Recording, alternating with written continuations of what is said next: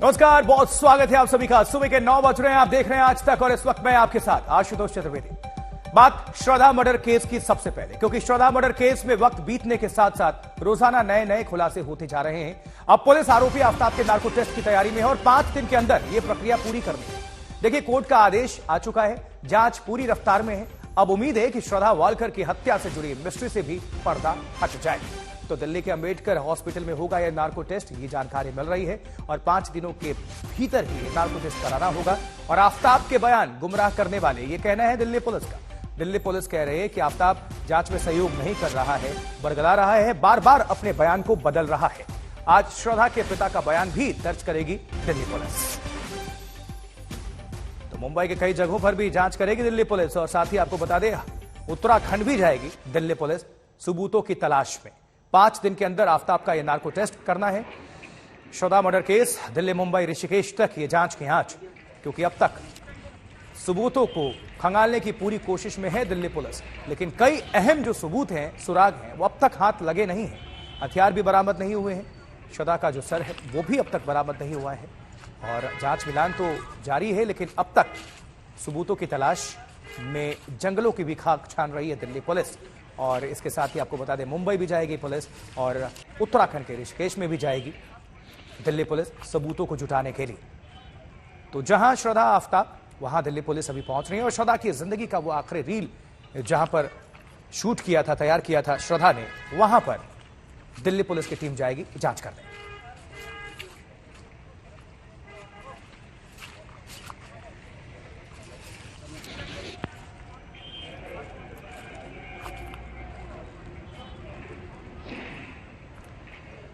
और देखिए, इस खबर पर ज्यादा जानकारी के लिए हमारे 2 सहयोगी हमें ज्वाइन कर रहे हैं। हिमांशु मिश्रा महरौली से अभी जुड़ रहे हैं।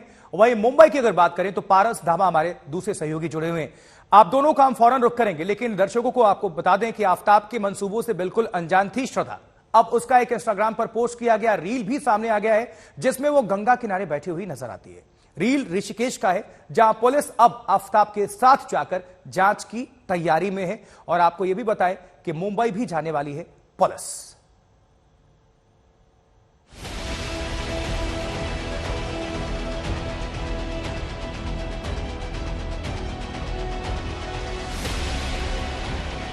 श्रद्धा जिंदगी जीना चाहती थी। उसके अपने अरमान थे, अपनी हसरतें थी। उन हसरतों को पूरा करने के लिए श्रद्धा मुंबई से दिल्ली पहुंची थी। लेकिन वो नहीं जानती थी कि जिस पर उसे सबसे ज्यादा भरोसा है, वो उस भरोसे का कत्ल कर देगा। श्रद्धा को नहीं पता था कि ये इंस्टाग्राम पर अपलोड किया गया रील उसकी जिंदगी का आखिरी रील होगा। मई महीने के शुरू में श्रद्धा ने बनाया था ये रील। भागदौड़ वाली भीड़ से दूर, तब गंगा के किनारों पर बेफिक्री के साथ बैठी थी श्रद्धा वालकर। देखूं मैं तुझे या देखूं कुदरत के नजारे, मुश्किलों में है ये दिल में। ऋषिकेश से करीब 25 किलोमीटर दूर कुदरत के इन्हीं नजारों को जी भर कर देखना चाहती थी श्रद्धा। लेकिन वो नहीं जानती थी कि इन्हीं खूबसूरत वादियों में उसकी हत्या की साजिश आफ्ताब ने रची थी। आफ्ताब चाहता था कि ऋषिकेश में ही श्रद्धा को मार डाला जाए। उसे डर था कि कहीं वो पकड़ा न जाए, लिहाजा प्लान चेंज कर दिया था। और फिर इस इंस्टाग्राम रील के बनाए जाने के 15 दिन बाद दिल्ली के महरौली में उस खौफनाक वारदात को आफ्ताब ने अंजाम दिया। ऋषिकेश में ऋषि वशिष्ठ की गुफा का भी जिक्र श्रद्धा ने किया था। आज तक की टीम ने वहां पहुंचकर जायजा लिया। श्रद्धा यहाँ पर मेडिटेशन करने के लिए आई थी और मोक्ष की प्राप्ति के लिए ऋषिकेश के घने जंगलों को उन्होंने चुना था। वहीं गंगा के तट पर उन्होंने एक रील भी बनाई थी, जिसके बाद वो रील वायरल हुई। उसमें देखा जा सकता है किस तरीके से वो एकांत में बैठी हैं और चिंतन कर रही हैं अपने जीवन को लेकर। और ये रील वायरल होने के बाद अब ये गुफा जो है सुर्खियों में है। हत्या से 15 दिन पहले श्रद्धा ने आखिरी रील बनाया था और 18 मई को आफ्ताब ने उसके टुकड़े टुकड़े कर दिए। अब दिल्ली पुलिस के सामने सबसे अहम सवाल है कि क्या आफताब ने ऋषिकेश में ही श्रद्धा की लाश के टुकड़ों को ठिकाने लगाया? क्या ऋषिकेश जाकर ही आफताब ने वो आरी फेंकी जिससे उसने श्रद्धा के टुकड़े किए? क्या आफताब ने श्रद्धा के कपड़े, फोन और अपने कपड़ों को भी वहीं ठिकाने लगाया? ये तमाम सवाल इसलिए उठ रहे हैं क्योंकि अब तक श्रद्धा का सिर और कई कंकाल नहीं मिले। मेहरौली के जंगलों में लंबी पड़ताल के बाद भी वारदात में इस्तेमाल आरी बरामद नहीं हुई। अब पुलिस के सामने सबसे अहम चुनौती अब तक न मिले श्रद्धा के अवशेषों को बरामद करना और मोबाइल जैसे अहम सबूतों को जब्त करना। सूत्रों के मुताबिक दिल्ली पुलिस आफताब को ऋषिकेश ले जाकर अहम सुरागों को तलाश सकती है। ऋषिकेश से अंकित शर्मा और दिल्ली से अरविंद ओझा के साथ आज तक ब्यूरो। कई सारी तस्वीरों को आपके सामने हम रखेंगे। आप इससे समझिए कि किस तरह से कड़ियां और एंगल, हर एंगल से तफ्तीश कर रही है दिल्ली पुलिस, और इसके लिए उत्तराखंड के ऋषिकेश भी जाएगी और मुंबई भी जाएगी पुलिस। किस तरह से ये मर्डर मिस्ट्री, क्योंकि आप इन तस्वीरों के माध्यम से आप समझिए। देखिए, आरोपी के नार्को टेस्ट की तैयारी चल रही है। कोर्ट ने क्योंकि इजाजत दे दी है, मंजूरी दे दी है और 5 दिनों के भीतर नार्को टेस्ट हो जाने चाहिए। मुंबई में दिल्ली पुलिस की पड़ताल भी जारी। वहीं ऋषिकेश में हत्या के क्या सुराग छुपे हुए हैं, उसको खंगालने के लिए पुलिस जाएगी और श्रद्धा का वो आखिरी रील जहां ऋषिकेश में गंगा किनारे उसने तैयार किया था, वहां से भी पड़ताल होगी। अब हमारे साथ दो सहयोगी हमारे साथ जुड़ रहे हैं, हिमांशु मिश्रा और पारस दामा। पारस मुंबई से जुड़े हुए हैं, जबकि हिमांशु की मौजूदगी है मेहरौली के उसी जंगलों में जहां जानकारी मिल रही है कि श्रद्धा के जो बॉडी पार्ट्स हैं वो फेंके गए थे। हिमांशु, सबसे पहले आपका रुख करना चाहेंगे, कुछ अपडेट अभी इस वक्त क्या कह रही है दिल्ली पुलिस? और जानकारी मिल रही है कि उत्तराखंड से लेकर मुंबई तक भी जाने की तैयारी है। जी देखिए, बिल्कुल इस वक्त हम आपको मेहरौली के जंगल की तस्वीरें दिखा रहे हैं और यहाँ पर देखिए पुलिस का जवान ये तैनात है और ये एंट्री गेट पर है, इसके लिए ताकि अंदर जो पुलिस के लोग हैं वो अपना काम कर रहे हैं। लगातार आज छठा दिन है आप कह सकते हैं जब पुलिस की टीम यहाँ पर सर्च कर रही है। एक एक कोना, एक एक जो हिस्सा है जंगल का, उसको तलाशा जा रहा है, खंगाला जा रहा है, क्योंकि आप देखिए आज 7वां दिन है रिमांड का। मंगलवार को पेश करना है, इसी में नार्को भी पुलिस को कराना है, सारी तैयारी है। और इसके अलावा चाहे हिमाचल हो, उत्तराखंड हो, महाराष्ट्र हो, पुलिस की टीम दिल्ली के बाहर कई जगहों पर मौजूद है जहां पर वो इन्वेस्टिगेशन कर रही है। इस केस से जुड़े, श्रद्धा और आफताब से जुड़े लोगों के बयान दर्ज कर रही है, स्टेटमेंट दर्ज कर रही है। पुलिस के लिए जो सर्कमस्टेंशियल एविडेंसेस जो मिले हैं उससे जुड़े जो बयान दर्ज वो कर रही है, उस लिहाज से सर्कमस्टेंशियल एविडेंसेस काफी महत्वपूर्ण हो जाते हैं जब उससे जुड़े बयान मिलते हैं, क्योंकि पुलिस कई ऐसे दोस्त हैं, कई ऐसे चैट पुलिस के हाथ लगे हैं जिनमें असॉल्ट की बात आ रही है, मारपीट की बात आ रही है पहले। तो ये पुलिस जो है वो पूरी हिस्ट्री तैयार करती है। अब इसके बाद पुलिस को कहीं ना कहीं ये अंदेशा था कि इन जंगलों का जब पुलिस खाक छान रही थी और उसके बाद जब पिछले 6 महीने के लोकेशंस उन्होंने चेक किए आफताब के, तो पुलिस को ये शक हुआ कि आफताब या तो पूरा सच नहीं बता रहा या गुमराह कर रहा है, और इसीलिए पुलिस नार्को टेस्ट के लिए गई। नार्को टेस्ट के लिए पुलिस ने कोर्ट में अर्जी लगाई, अब उसे नार्को टेस्ट की परमिशन मिल गई है। नार्को टेस्ट से पुलिस ये पता लगाने की कोशिश करेगी कि पुलिस को कितना झूठ आफताब ने बोला और क्या कुछ वो पुलिस से। बिल्कुल, दिल्ली पुलिस यही कह रही है, आरोप लगा रही है कि ये जांच में सहयोग नहीं कर रहा है और अपने बयान भी बदल रहा है, बार बार गुमराह करने की कोशिश भी की जा रही है आफताब की तरफ से, आरोपी आफताब की तरफ से। पारस दामा का रुख करते हैं, मुंबई से हमारे सहयोगी जुड़े हुए हैं। मुंबई में किस तरह की हलचल आप देख रहे हैं, किस तरह से तफ्तीश आगे बढ़ रही है? दिल्ली पुलिस की टीम वहां भी पहुंची और वसई वाले जो फ्लैट की अगर बात करें, दोनों वहां पर रुके भी थे, किस तरह से कनेक्शन सामने आ रहा है और जांच कैसे आगे बढ़ रही है? पारस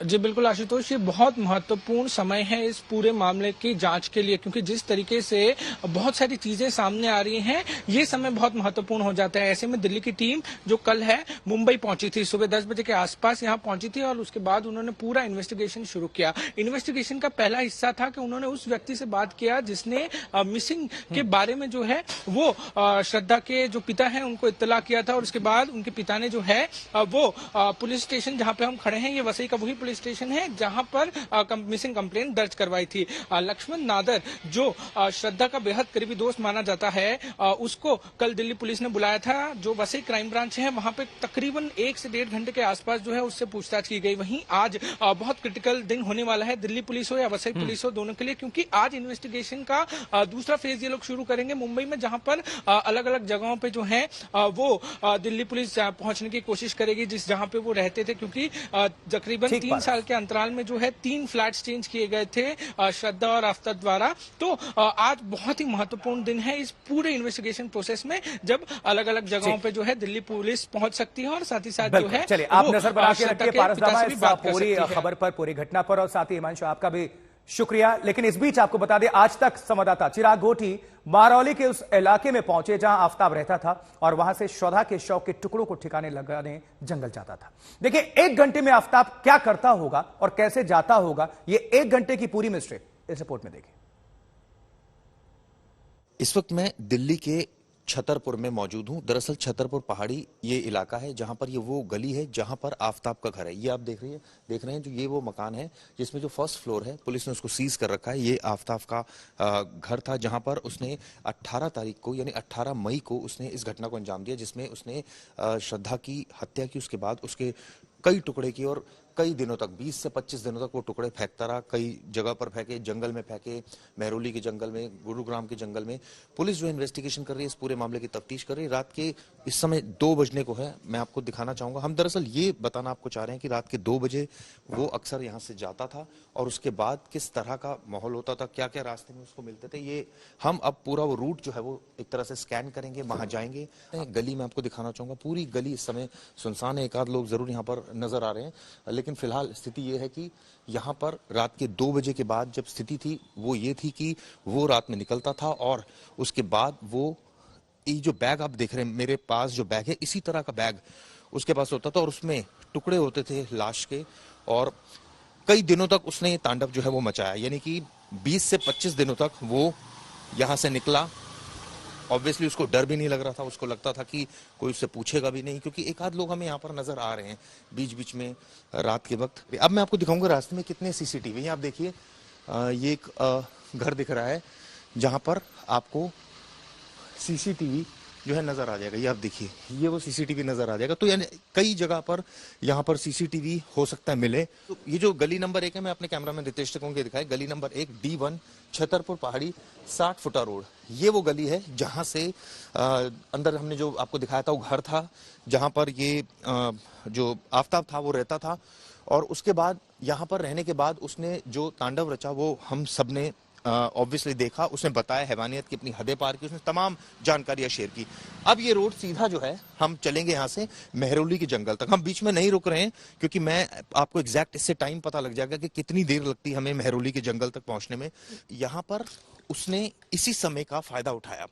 उसने रात के अंधेरे में इस तरह का बैग लेकर वो जंगलों की तरफ गया। उसका मकसद यही था कि कोई उसको देखे ना, कोई टोके ना। हमें भी किसी ने नहीं टोका, कोई पुलिसकर्मी भी नहीं है, तो जाहिर तौर पर ये एक शायद वजह रही होगी कि उसका दुस्साहस बढ़ा और वो कई दिन तक ऐसा करता रहा। ये एक प्लॉट दिख रहा है, खाली प्लॉट है ये बिल्कुल इसके पास ही है प्लॉट। जितनी हम दूरी पर चले हैं तकरीबन 700-800 मीटर की दूरी पर ये खाली प्लॉट है जहां पर ये अंदर आप देख रहे हैं कुछ जानवर, कुत्ते जो है वो मौजूद हैं।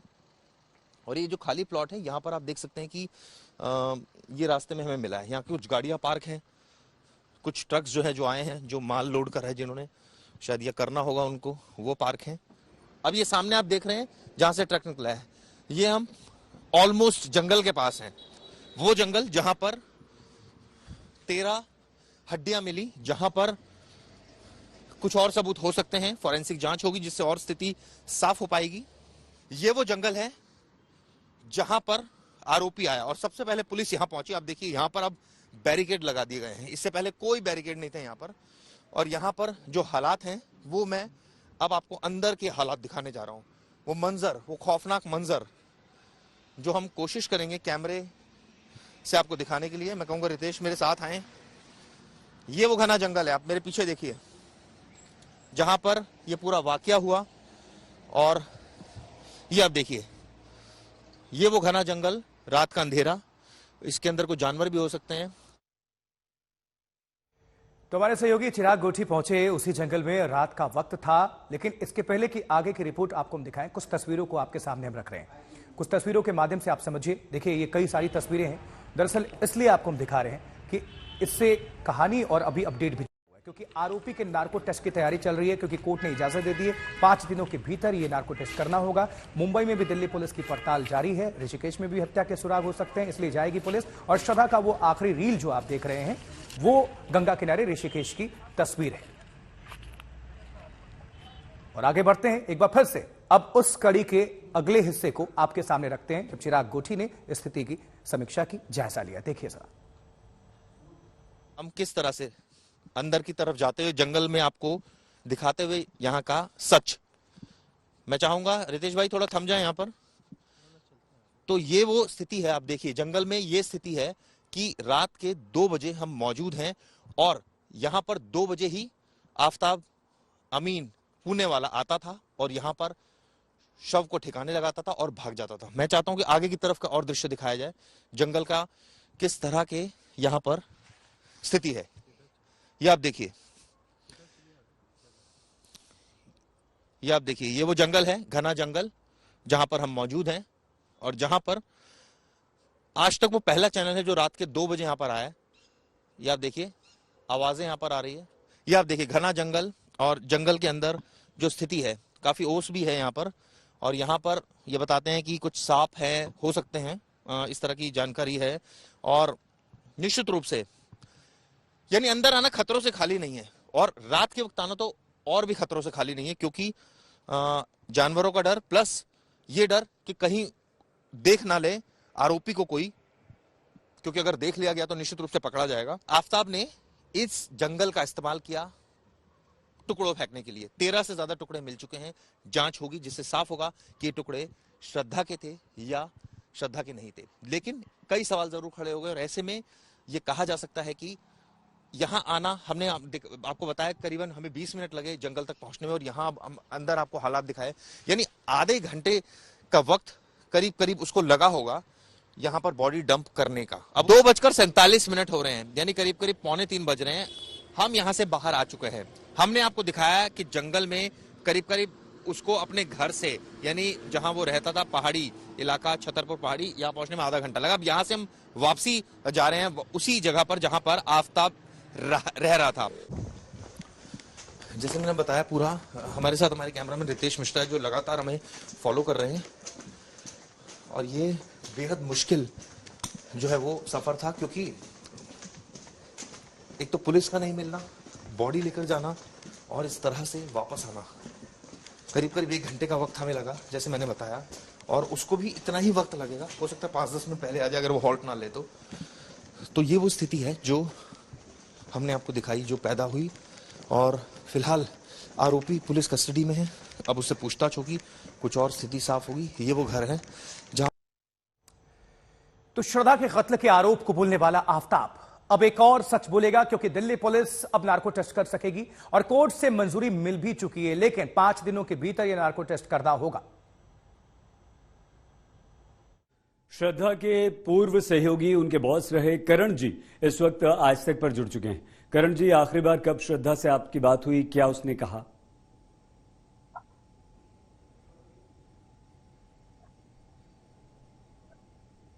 श्रद्धा से लास्ट बार मीटिंग या लास्ट बार बात हुई थी मार्च 2021, जब वो ऑफिस छोड़ के जा रही थी।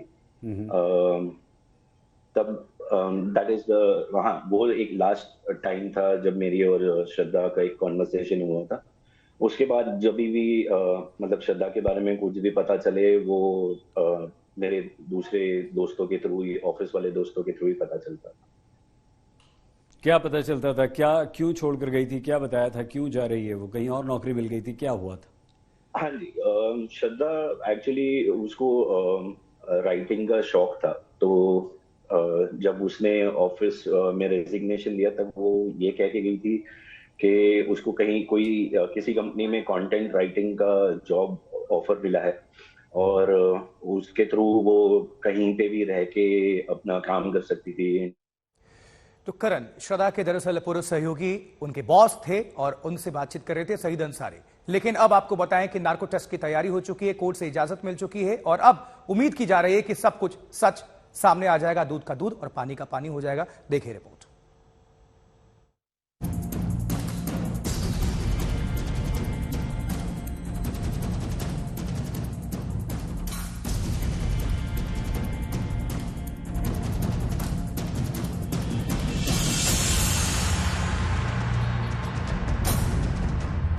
अब आफ्ताब पूना वाला सच बोलेगा, बताएगा 35 टुकड़े कहां ठिकाने लगाए। श्रद्धा के कत्ल की पूरी मिस्ट्री से पर्दा हटेगा। आफ्ताब कितना सच बोल रहा है, कितना झूठ, इसका पर्दाफाश होगा। आफ्ताब कितना घुमा रहा है, कितना गुमराह कर रहा है, इसका दूध का दूध पानी का पानी हो जाएगा। श्रद्धा मर्डर का सच उगलवाने के लिए दिल्ली पुलिस अब आफ्ताब का नार्को टेस्ट करेगी। कोर्ट ने साइंटिफिक टेस्ट की मंजूरी दे दी है। आफ्ताब ने खुद इस टेस्ट के लिए कोर्ट के सामने हामी भरी। ये कल की डेट में जब हुई थी, कल की डेट में जब पेशी की गई थी, उसमें उन्होंने ऑनरेबल कोर्ट ने अलाउ की है। अच्छा, पुलिस का क्या कहना है सर, कब टेस्ट करवाना चाहते हैं वो लोग? पुलिस मोस्ट प्रोबेबली 1-2 दिन में करा लेंगे जो है। अच्छा, तो सर अभी कितने... कोई डेट स्पेसिफाइड नहीं है, वो अपने हिसाब से वो करेंगे। अच्छा, तो सर इसमें जो प्रोसीडिंग हुई थी परमिशन के लिए, उसमें एक्यूज की कंसेंट कैसे ली गई, फिजिकली था या नहीं? वो वीसी से ली गई थी और उसकी सारी कंसिक्वेंसेस बताई गई थी। उसकी नार्को के क्या कंसिक्वेंस, वो ये भी कही गई थी कि अगर आप वॉलंटरली नहीं देना चाहते हैं तो आप डिनाई भी कर सकते हैं, पर उन्होंने बोला कि नहीं, मैं दे रहा हूँ। दिल्ली एफएसएल के सूत्रों की माने तो आफ्ताब का नार्को टेस्ट अगले हफ्ते हो सकता है। इस टेस्ट को करने में 1 से 2 दिन का समय लगेगा। ये टेस्ट दिल्ली के अंबेडकर हॉस्पिटल में होगा। अस्पताल और एफएसएल की टीम के 4 से 5 लोग नार्को टेस्ट में शामिल होंगे। सूत्रों के मुताबिक आफ्ताब से 45 से 50 सवाल पूछे जाएंगे। दिल्ली पुलिस ने भी श्रद्धा मर्डर केस की स्टेटस रिपोर्ट में नार्को टेस्ट का जिक्र किया। पुलिस के मुताबिक आफ्ताब के बयान लगातार गुमराह करने वाले हैं। पहले उसने श्रद्धा के झगड़े के बाद घर से चले जाने की बात की, बाद में सख्ती और कई दौर की पूछताछ के बाद हत्या की बात कबूली। 12 नवंबर को गिरफ्तारी के बाद से ही आफ्ताब से पूछताछ चल रही है। वो कभी कुछ बोलता है तो कभी कुछ। अब तक न तो हत्या का मकसद का पता चला है और न ही वो हथियार बरामद हो पाया है जिससे आफ्ताब ने श्रद्धा के शव के टुकड़े किए। यहाँ तक कि श्रद्धा के सभी बॉडी पार्ट्स भी नहीं मिले हैं। अब तक सिर का पता नहीं चला है। श्रद्धा का मोबाइल फोन का भी अब तक कोई सुराग नहीं मिला। श्रद्धा मर्डर केस में पुलिस तफ्तीश के हर फॉर्मूले पर काम कर रही है। कई टीमें बनाई गई हैं जो साइंटिफिक जांच के साथ साथ फिजिकल तफ्तीश में भी जुटी हैं। पुलिस आफ्ताब को लेकर उसके घर भी गई थी। घर में श्रद्धा को कहां मारा, कैसे बॉडी को टुकड़े टुकड़े किया और किस तरह से उन टुकड़ों को फ्रिज में रखा, सब कुछ पूछा गया। श्रद्धा मर्डर केस के तार मुंबई, दिल्ली, गुरुग्राम से लेकर हिमाचल, उत्तराखंड तक जुड़े हैं। मुंबई में ही श्रद्धा और आफ्ताब ने लिव इन रिलेशनशिप में रहने का फैसला किया था। हिमाचल और उत्तराखंड को घूमने गए थे। अब दिल्ली पुलिस मुंबई में जांच तेज करने वाली है। वहां जांच टीम श्रद्धा के पिता का बयान दर्ज कर सकती है और श्रद्धा आफ्ताब जिन जगहों पर अक्सर जाया करते थे, जांच टीम वहां भी जाकर जांच का दायरा बढ़ा सकती है।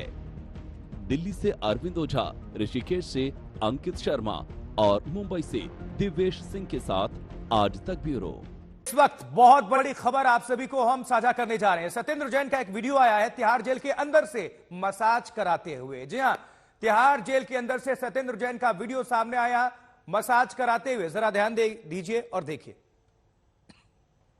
इसमें लिखा हुआ है, इसमें 13 सितंबर 2022 का यह वीडियो है।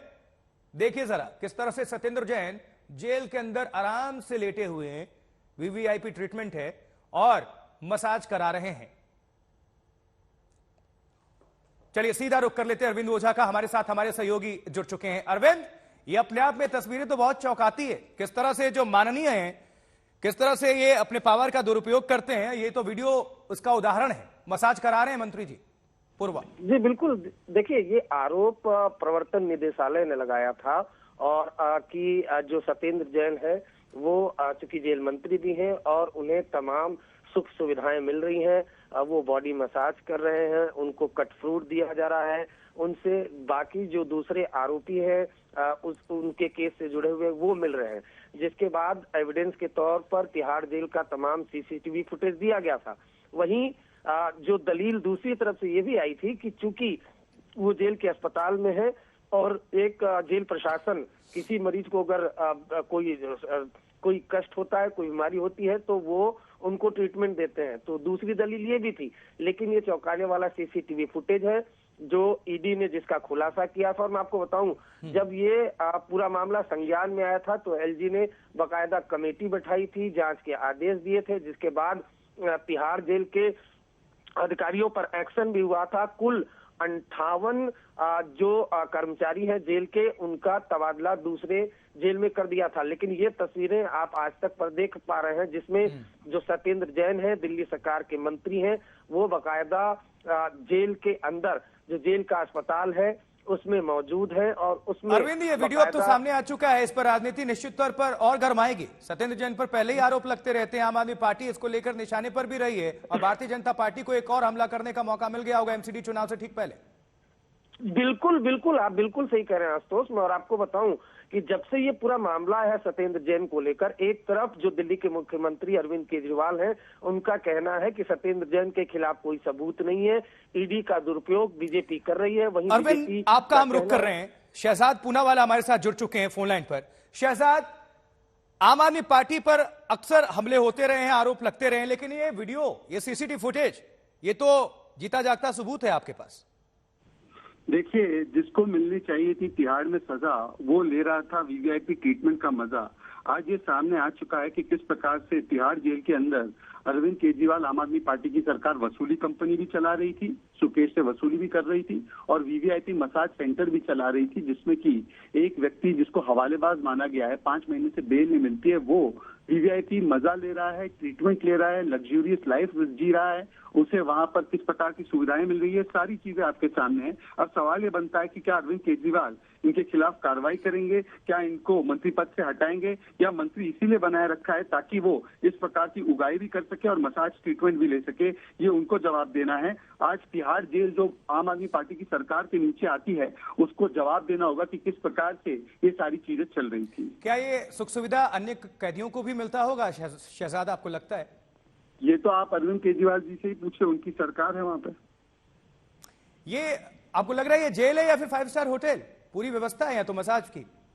देखिए, ये दिखाता है कि जो लोग आम आदमी पार्टी और आम आदमी की बात करते हैं, वो किस प्रकार से क्रिमिनल्स को वीवीआईपी ट्रीटमेंट देते हैं और किस प्रकार से संरक्षण करते हैं भ्रष्टाचारी हवालाबाजों का, और किस प्रकार से उगाही करते हैं जेल के भीतर, वसूली करते हैं जेल के भीतर, वो भी ठगों से। तो ये कितने बड़े महाठग है, वो भी आज सामने आ चुका है। आप आरोप तो लगा रहे हैं, पार्टी आरोप लगा रही है बीजेपी, लेकिन आम आदमी पार्टी अरविंद केजरीवाल तो कहते हैं कि दरअसल अभी थोड़ी देर के बाद देखिएगा स्टेटमेंट भी आ जाएगा कि वो तो कुछ ट्रीटमेंट ले रहे थे। नहीं, जो भी ट्रीटमेंट है, क्या ये ट्रीटमेंट इस प्रकार की लेना अलाउड है या नहीं अलाउड है, वो केवल और केवल आम आदमी पार्टी की सरकार ही बता सकती है। और वो बता सकती है कि क्या वसूली करना भी ट्रीटमेंट का हिस्सा था या उसके पीछे और कोई राज थे, वो खुलकर बताए। और पहले तो बताए कि क्या एक मंत्री को बनाए रखा जा सकता है या उसका इस्तीफा होगा और उसको ट्रांसफर किया जाएगा। इस घटना को लेकर आम आदमी पार्टी पर भारतीय जनता पार्टी का स्टैंड, क्योंकि अभी दिल्ली में एमसीडी चुनाव भी है और हमेशा पल्ला झाड़ती रही है आम आदमी पार्टी, सत्येंद्र जैन और उनके नेता मंत्री, लेकिन भारतीय जनता पार्टी अब क्या इस को मुद्दा बनाएगी एमसीडी चुनाव में?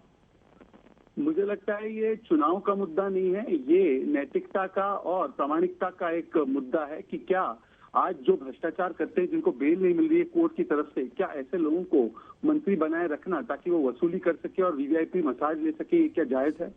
शहजाद, हमसे बातचीत करने के लिए, आपने अपने पार्टी का पक्ष रखने के लिए बहुत बहुत शुक्रिया। शहजाद पूनावाला, प्रवक्ता भारतीय जनता पार्टी। और ये तस्वीर आ गई है, देखिए जेल में केजरीवाल के मंत्री की किस तरह से ऐश है। अरविंद केजरीवाल पर आरोप लग रहे हैं और इस बीच अरविंद ओझा हमारे साथ जुड़े हुए हमारे सहयोगी। अरविंद, इस वीडियो के बाद हम देख रहे हैं कि प्रतिक्रिया आनी शुरू हो गई है। भारतीय जनता पार्टी ने तो साफ तौर पर हमलावर रुख अख्तियार कर लिया है, इसको लेकर और किस तरह की सियासत देख पा रहे हैं आप? जी बिल्कुल, देखिए इस पर पॉलिटिक्स तो बहुत पहले से चल रही है। जब से ईडी ने इस बात का खुलासा किया है, बीजेपी हमलावर उसी वक्त से हो गई थी और बता रही थी कि पहले किस तरीके से जो तमाम भ्रष्टाचार के आरोप लगा रहे हैं, उसके बाद चूंकि जो सत्येंद्र जैन है वो खुद जेल मंत्री भी हैं, तो ऐसे में फिर उनको दिल्ली के तिहाड़ जेल में रखने का क्या मतलब है। और बाकायदा इसको लेकर बीजेपी के नेताओं ने ये मांग भी की थी प्रेस कॉन्फ्रेंस करके। खुद मीनाक्षी लेखी ने कहा था कि सत्येंद्र जैन को दिल्ली से बाहर किसी दूसरे जेल में रखना चाहिए। वहीं जो अरविंद केजरीवाल है, जो आम आदमी पार्टी है, उनका कहना है कि इस वक्त वो जेल मंत्री नहीं, वो आरोपी हैं और जेल के सलाखों में बंद हैं, तो फिर वो मंत्री माने जाए या फिर आरोपी। और इस तरह की ट्रीटमेंट वीआईपी जो मिल रहा है वो तो अपने आप में बहुत कुछ बयां कर रही है। दूसरे कैदियों को भी इस तरह की सुविधा मिलती होगी क्या? नहीं, बिल्कुल, देखिए जो सत्येंद्र जैन है वो रसूखदार हैं और उनको जेल मंत्री भी रहे हैं, आरोपी भी हैं, लेकिन उनको सुख सुविधाएं मिल रही हैं। लेकिन ऐसा नहीं है कि जो तिहाड़ जेल है उस पर सवाल नहीं उठते रहे हैं, और भी तमाम कैदी हैं। हालांकि इस तरह का ट्रीटमेंट नहीं, लेकिन ट्रीटमेंट मिलता रहा है और रह रहकर ये तमाम खबरें वो हम लोग तक पहुंचती हैं, मीडिया तक पहुंचती हैं कि जेल में कैदी मोबाइल का इस्तेमाल कर रहे हैं। और शायद यही वजह है आशुतोष कि 58 जो जेल प्रशासन से जुड़े लोग हैं उनका तबादला हुआ है कुछ दिन पहले ही। एलजी ने बाकायदा इंक्वायरी बैठाई थी जब ये मामला सामने आया था और उसके बाद एक्शन हुआ था। लेकिन इस चीज पर सियासत बहुत गर्म है और एमसीडी इलेक्शन के ठीक पहले इस सीसीटीवी के आने का मतलब आप आशुतोष समझ सकते हैं कि किस तरह से सियासत जो है वो गर्म होगी। आपने सुना होगा शहजाद पूनावाला को, तो अब इस पर राजनीति ही गर्माएगी पुरजोर तरीके से। वहीं अरविंद केजरीवाल और आम आदमी पार्टी का कहना है कि कट्टर ईमानदार पार्टी है और जो लोग का दुरुपयोग, जो आम जनता है भारत के अरविंद। और देखिए एक ये भी बता दें, जरा हम एक बार फिर से दर्शकों को ये तस्वीर दिखा दें, नेताजी किस तरह से सत्येंद्र जैन जेल के अंदर हैं, कहने को जेल में सलाखों के पीछे हैं लेकिन हैं जेल मंत्री, और किस तरह से मसाज लिया जा रहा है। और आप देख सकते हैं कि ये पैर भी दबाया जा रहा है। और इस तरफ देखें तो मिनरल वाटर्स की तमाम जो बॉटल्स हैं वो भी आपको नजर आ रही हैं। वीवीआईपी, ये देखिए अब चंपी, मसाज, सब कुछ आप देख सकते हैं। 13 सितंबर का ये वीडियो बताया जा रहा है और भारतीय जनता पार्टी की तरफ से ये वीडियो जारी किया गया था, आरोप लगाए गए थे, लेकिन अब तो सबूत साक्ष्य भी है। और अरविंद, कहीं ना कहीं जो भारत की जो जनता है वो सवाल उठाती है, जो कि लाजमी भी है। अगर आप मान्यवर हैं, आपके पास पावर है, तो आप जेल के अंदर भी सारी सुख सुविधाओं का भोग कर सकते हैं, लेकिन आम कैदी किस तरह से उनकी जिंदगी होती है ये तस्वीरें अपने आप में बयां कर रही हैं। देखिए अब 4 लोग आपको नजर आ रहे हैं, 2 कपड़े बदल दिए हैं। अब ये जो तस्वीरें हम पहले दिखा रहे थे 13 सितंबर का वीडियो, अब ये जो वीडियो देख रहे हैं आप, ये नया वीडियो है 21 सितंबर का। अब इसमें 4 लोग नजर आ रहे हैं, सत्येंद्र जैन जहां पर मौजूद हैं। अरविंद, किस तरह से अभी आप इसको देखकर बताएंगे? जी बिल्कुल, देखिए आप इसमें अगर देखेंगे तो बाकायदा सत्येंद्र जैन लेटे हुए हैं और तमाम जो दस्तावेज है वो पढ़ रहे हैं। एक नीचे शख्स है वो बाकायदा पैरों की मालिश कर रहा है। और इस तरह के कई सीसीटीवी, एक नहीं कई सीसीटीवी जो फुटेज है वो जो ईडी है उसने सीज किए थे, जिसमें ये आरोप भी लगाया था कि ये कैसे हो सकता है कि एक आरोपी उसी केस से जुड़े दूसरे आरोपी से जेल में मिल रहा है। इसके अलावा जो तिहाड़ जेल में उनकी पत्नी, सत्येंद्र जैन की पत्नी, वो भी सत्येंद्र जैन से मुलाकात करती है घंटों, और उसके अलावा जेल का एक सुपरिटेंडेंट है वो भी आकर मुलाकात करता है। तमाम केस को लेकर जो डिटेल्स है उस पर चर्चा होती है। तो इस तरह के ईडी ने आरोप लगाए थे। क्योंकि ईडी के पास ये केस था और ईडी को केस मजबूत कर रहा है, इसलिए जाहिर सी बात है वो तमाम आरोपियों पर अपनी पैनी निगाह रखती है। तो ऐसे में ये सवाल ईडी ने उठाया था कि अगर केस चल रहा है तो ऐसे में किस तरीके से केस को खराब किया जा सकता है, केस में एक तरीके से डिस्ट्रॉय किया जा सकता है। ये आरोप लगाया था प्रवर्तन निदेशालय ने, और एक नहीं कई सीसीटीवी फुटेज सबूत के तौर पर पेश किए थे। तिहाड़ जेल प्रशासन पर भी बहुत बड़े सवाल खड़े करता है ये वीडियो। अरविंद, जांच की आंच होगी अधिकारियों पर भी? जी बिल्कुल, देखिए जांच की आंच होगी। और आपको जैसा कि बताया कि जब एलजी ने बाकायदा इंक्वायरी बैठाई थी तो जेल के कुछ अधिकारियों समेत 58 जो जेल प्रशासन से जुड़े लोग हैं उनका तबादला किया गया, उनका हेरफेर किया गया। और तिहाड़ जेल प्रशासन के संज्ञान में ये सीसीटीवी फुटेज भी है। मैं आपको बताऊं, बाकायदा जो तिहाड़ जेल के सूत्र है उन्होंने बताया कि ये जो वीडियो है ये हमारे संज्ञान में है, हमने इसको लेकर एक्शन लिया है, कार्रवाई की है। लेकिन फिर वही सवाल, अब इस सीसीटीवी फुटेज को लेकर सियासत गरमाएगी। और मैं आपको बताऊं, लगातार जो जेल में बंद सुकेश है, उसने भी पिछले दिनों आपने देखा होगा तो किस तरीके से एक के बाद एक चिट्ठी लिखकर उसने हमला किया था, उस पर भी बीजेपी ने हमला बोला था। लेकिन ये सीसीटीवी फुटेज एमसीडी इलेक्शन के पहले आना, जाहिर सी बात है जेल के जो वरिष्ठ अधिकारी हैं, जो जेलर हैं, जो डीजी हैं, क्या उनको ये जानकारी नहीं होती कि नीचे के अधिकारी जो उनके कर्मचारी हैं, किस तरह से ये अगर किसी वीवीआईपी को ये ट्रीटमेंट दे रहे हैं तो उनको क्या भनक नहीं लगती होगी? बिल्कुल भनक लगती हो। बिना मिली भगत के तो देखिए, आपको बताऊं, जेल में बिना मिली भगत के पन्ना भी नहीं, पत्ता भी नहीं हिलता है आशुतोष। और आपको एक बात बताऊं कि तिहाड़ जेल में तो काफी जैमर लगे हुए हैं, इतने ज्यादा जैमर है, वो सिर्फ मोबाइल कोई चला ना पाए उसको लेकर, लेकिन बिल्कुल धड़ल्ले से तिहाड़ जेल में मोबाइल चलता है। और मैं आपको याद दिलाना चाहता हूं, अभी एक हफ्ता भी नहीं बीता है जो तिहाड़ जेल के डीजी थे संदीप गोयल, उनका तबादला किया गया, ये आपको याद होगा। दूसरे डीजी जो है वो अपॉइंट किए गए हैं। ये जो तमाम केस आए थे, खासतौर पर सुकेश का, उसके बाद फिर सत्येंद्र जैन का केस आया, सुकेश का आया कि उसने जेल से 200 करोड़ से ज्यादा की ठगी को अंजाम दिया। उसके बाद जब सत्येंद्र जैन का केस आया था, उसका खुलासा किया था ईडी ने, उसके कुछ दिनों के बाद ही जेल के डीजी का तबादला किया गया। दर्शकों को तस्वीरें दिखा दें और जरा बयां कर दें, क्योंकि स्क्रीन पर जो दर्शक अभी देख रहे हैं इसमें 4 शख्स नजर आ रहे हैं सत्येंद्र जैन के अलावा। 4 लोग नजर आ रहे हैं। आप देख सकते हैं सत्येंद्र जैन के एक जो बगल में बैठा हुआ है उनका हाथ दबा रहा है, एक ठीक उनके पैर के बराबर में बैठा हुआ है शख्स, वो बातें कर रहा है।